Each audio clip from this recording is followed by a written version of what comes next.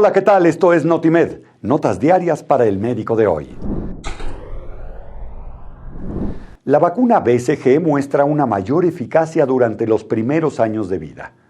La vacuna BCG es una de las más utilizadas en todo el mundo y es considerada altamente rentable en la mayoría de los entornos, especialmente en países de bajos ingresos con una carga alta de tuberculosis.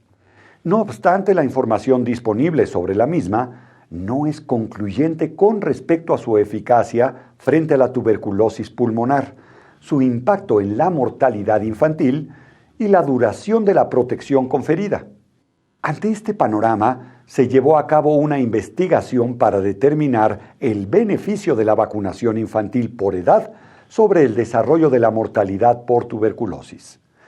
Se llevó a cabo una revisión sistemática en bases especializadas para estudios de cohorte de contactos, de casos de contactos con tuberculosis y que abarcan información sobre vacunación con BCG.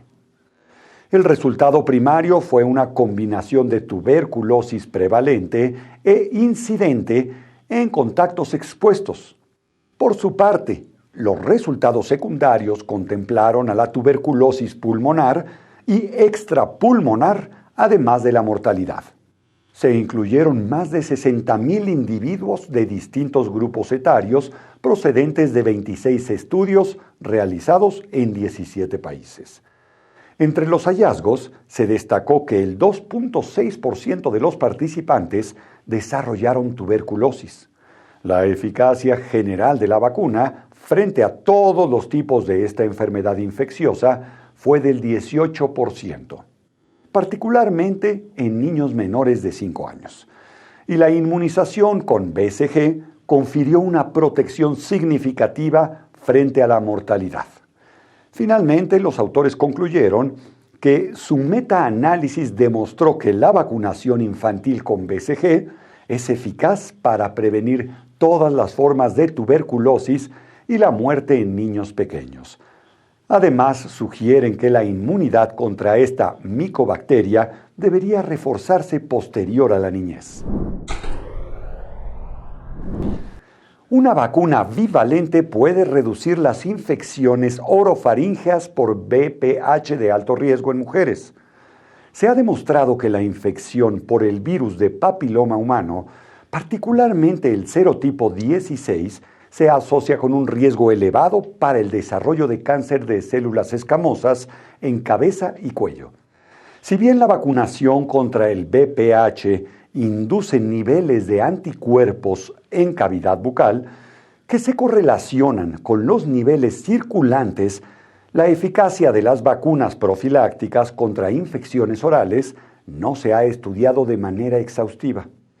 Por lo anterior, en un reciente estudio se ha analizado la efectividad de una vacuna bivalente contra las infecciones orofaríngeas por VPH en mujeres adolescentes. Se llevó a cabo un ensayo comunitario aleatorio en el que se incluyeron a más de 18,000 adolescentes de 33 comunidades finlandesas, quienes fueron asignados a 3 grupos. En el grupo A, el 90% de los participantes recibieron una vacuna anti-VPH 16-18 con adyuvante ASO4 y el 10% una vacuna anti-hepatitis B. El 90% de las mujeres del grupo B recibieron la vacuna bivalente anti-VPH y el 10% restante, y los hombres recibieron la vacuna anti-hepatitis B. El grupo C recibió únicamente la vacuna contra hepatitis B. Se recolectaron y analizaron muestras orofaríngeas de 4,871 mujeres de 18.5 años que asistieron a una visita de seguimiento entre 3 y 6 años posteriores a la inmunización. Se encontró que la eficacia total de la vacuna contra las infecciones orofaríngeas por VPH 16-18 fue del 82.5%, e indistinguible entre los dos serotipos. En cuanto a la eficacia por protección cruzada contra VPH 31-45 y 33-45 fue de 75.3% y de 69.9% respectivamente. Los investigadores concluyeron que la vacuna bivalente anti-VPH 16-18 con adyuvante AS-O4 mostró una eficacia contra las infecciones orofaríngeas por serotipos de VPH vacunales y no vacunales en mujeres adolescentes hasta 6 años posteriores a la vacunación. Cáncer cervical de bajo riesgo. Histerectomía radical versus simple. En 2020, más de 600,000 personas alrededor del mundo recibieron el diagnóstico de cáncer cervical y gracias a los programas de tamizaje llevados a cabo en los países desarrollados, una gran proporción de estos pacientes fue diagnosticado en etapas tempranas. La histerectomía radical sigue siendo el tratamiento estándar para estos pacientes. Sin embargo, múltiples estudios observacionales sugieren que una cirugía menos radical podría ser una opción segura en pacientes con cáncer cervical en etapas tempranas. En este estudio multicéntrico de no inferioridad, se reclutaron 700 pacientes con cáncer cervical estadio FIGO IA2 o IB2, con lesiones menores a 2 centímetros y con invasión estromal menor a 10 milímetros o menor al 50% del tejido. Las participantes fueron aleatorizadas para someterse a histerectomía radical o histerectomía simple. Se reportó que la incidencia de recurrencia pélvica del cáncer a los 3 años de seguimiento fue de 2.17% en el grupo de histerectomía radical y de 2.52% en el de histerectomía simple, con una diferencia absoluta de 0.35 puntos porcentuales. En cuanto a la seguridad de ambas cirugías, la incidencia de incontinencia urinaria y de retención urinaria fue significativamente menor en el grupo sometido a histerectomía simple, en comparación con el grupo sometido a cirugía radical. Estos hallazgos demuestran que la histerectomía simple no es inferior a la histerectomía radical en pacientes con cáncer cervical de bajo riesgo.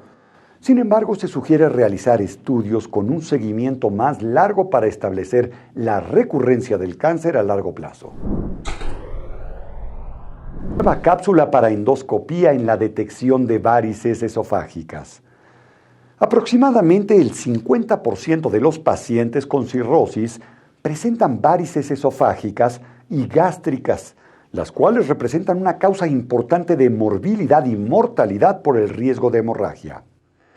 Para el tamizaje y la vigilancia de estos pacientes, las guías clínicas recomiendan realizar una endoscopía de esófago, estómago y duodeno. Este procedimiento es invasivo, poco placentero y usualmente requiere de sedación. La endoscopía con cápsula se ha propuesto como una alternativa menos invasiva, sin embargo, su precisión diagnóstica es insuficiente debido a que no se puede controlar su movimiento durante el estudio. Un grupo de investigadores chinos desarrolló una nueva cápsula para endoscopía cuyo movimiento puede ser controlado mediante un cordel desmontable y el uso de fuerza magnética. El mismo grupo realizó también un estudio prospectivo y multicéntrico para evaluar su eficacia diagnóstica. Se incluyeron 607 adultos con cirrosis, quienes fueron sometidos a endoscopía con cápsula utilizando el nuevo dispositivo y posteriormente a endoscopía convencional, la cual fue utilizada como estudio de referencia.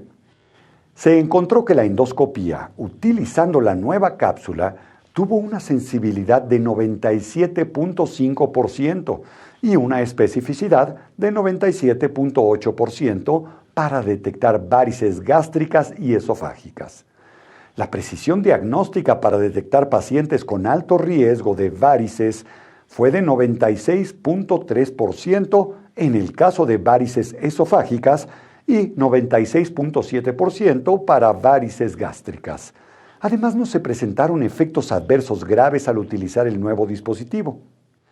Con esto, los autores concluyeron que la endoscopía por cápsula con el uso del nuevo dispositivo es altamente precisa y segura en la evaluación de pacientes en riesgo de hemorragia de origen varicoso secundaria a cirrosis. Cáncer colorectal de inicio temprano. ¿Cuáles son los factores de riesgo implicados? En términos generales, la incidencia del cáncer colorectal ha disminuido gracias al control de los factores de riesgo modificables y a una mayor participación en las pruebas de detección. No obstante, la incidencia de esta neoplasia en individuos menores de 50 años está en aumento. Ante esta situación, la identificación de factores de riesgo específico en pacientes con cáncer colorectal de inicio temprano podría permitir la estratificación del riesgo y la detección selectiva. Por lo anterior, se realizó un estudio para reconocer predictores sociodemográficos, médicos e histológicos vinculados con esta patología. Se llevó a cabo una revisión retrospectiva de las historias clínicas de los pacientes mayores de 18 años atendidos en un centro médico académico terciario de Nueva York. Se identificaron a 269 pacientes con cáncer colorectal de inicio temprano, 2.802 con cáncer colorectal de inicio tardío y 1.122 individuos sin cáncer, los cuales fueron emparejados por edad. Posteriormente se compararon las características sociodemográficas entre los grupos. Los resultados mostraron que, respecto a los controles, los pacientes con cáncer de inicio temprano tuvieron mayores probabilidades de ser hombres, tener enfermedad inflamatoria intestinal y antecedentes familiares con esta neoplasia. En comparación con los pacientes con cáncer de inicio tardío, los individuos con cáncer temprano tuvieron más probabilidad de ser hombres, de raza negra o asiáticos, tener enfermedad inflamatoria intestinal y antecedentes familiares para cáncer colorectal. Los investigadores concluyeron que el sexo, la raza, así como los antecedentes familiares y médicos se asocian con el cáncer colorectal de inicio temprano. Por último, añadieron que se deberían incluir los factores no modificables en los modelos de predicción de riesgos para facilitar la detección no selectiva en personas menores de 50 años. Esto fue Notimed. En Conectimed se encuentran disponibles entrevistas realizadas a especialistas, en las que se abordan los puntos más destacados sobre temas de interés actual. Nos vemos la próxima emisión.